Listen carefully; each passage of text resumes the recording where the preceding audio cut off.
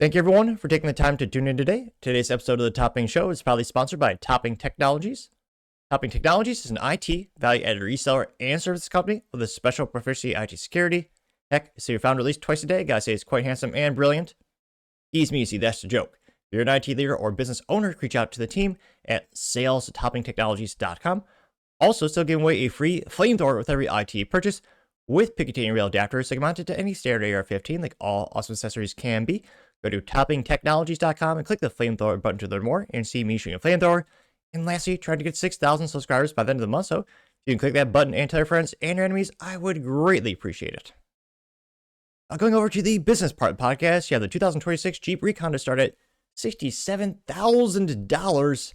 And I shall give you a visual disclaimer. It looks rudimentary at best, almost like a bastardized Ford Bronco. Now, brought to us thanks to Caleb Jacobs, who is a writer at thedrive.com. And brace yourselves, you're going to see the Jeep Recon in none of its glory.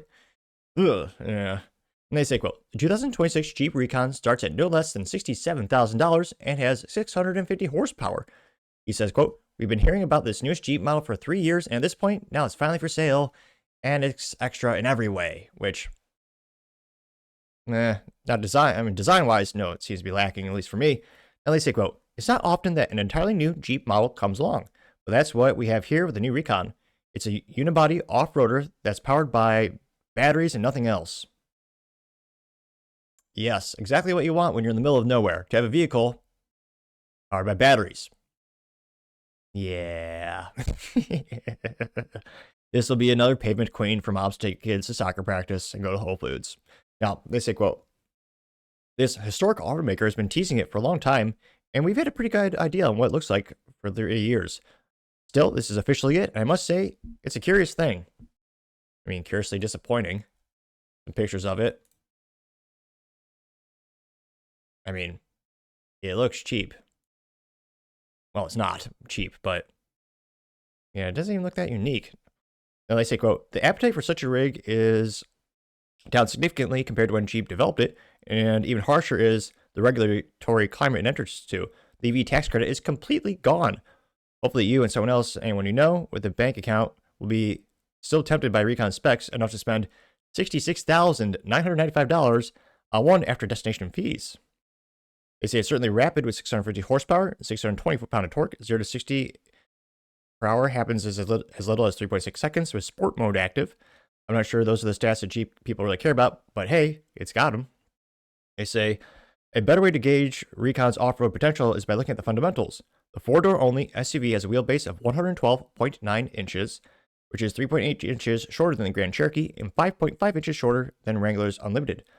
Overall, the length is a different story, however, is just 0.2 inches shorter than the Grand Cherokee from nose to the tail and 4.9 inches longer than the four-door Wrangler.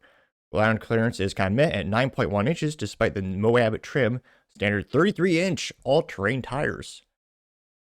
Not that you would want to, but here you can see closer pictures of the new Jeep.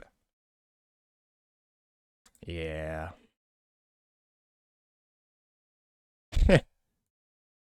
Comical at best. Now, continuing the article, they say, quote, I'm sure those tires have a lot to do with the Recon's max range, estimated to be 250 miles. That's it? Supposed to be an off-roader? Yeah, that's not a lot of range if you're actually going to somewhere to go off-roading than actually, pushing the gas pedal a little bit. Now, they say, quote, the boxy bodywork has a big role to play in it. I'm curious to see how far it can charge with the doors off. At least you don't need tools to remove them. They say Jeep notes in its press releases that the Recon features CellTech terrain traction management. That's a 5-mode system that you can toggle for different weather and surfaces, and mode model gets a 6 model for rocks. It also has a locking rear differential when it comes to the hardware, though the front diffs is completely open. And here you can see one of the biggest bragging points they have is this you remove the rear window. I mean, you need basically 2 people to do it. You unhinge it from the inside and you pop it out. That is a feature they're very much proud of. They note that interior is admittedly snazzy, and it's clear that this is in the leagues above the base Wrangler. A 12.3-inch digital gauge cluster is standard, and next to it, a big old 14.5-inch horizontal infotainment display that's apparently the largest fitted in a Jeep. It runs on familiar Uconnect 5 operating system which features a new Trails off-road app that provides comprehensive guide to off-road routes throughout the US and Canada. And because the Recon is an EV, it also provides dynamic range mapping to help you plan charging on long trips. And then they say, or even medium ones, really. Which, yeah, that's the downside. You're not going to be taking this on any long trip anytime soon. Again, the Wrangler is, well, comically unreliable, but you can at least throw on extra gas jugs in the back so you can actually refuel it if you're in the middle of nowhere easily. Now, they also say, quote, I think the Recon is cool in theory, but I'm not sure how it will be in practice given the price tag.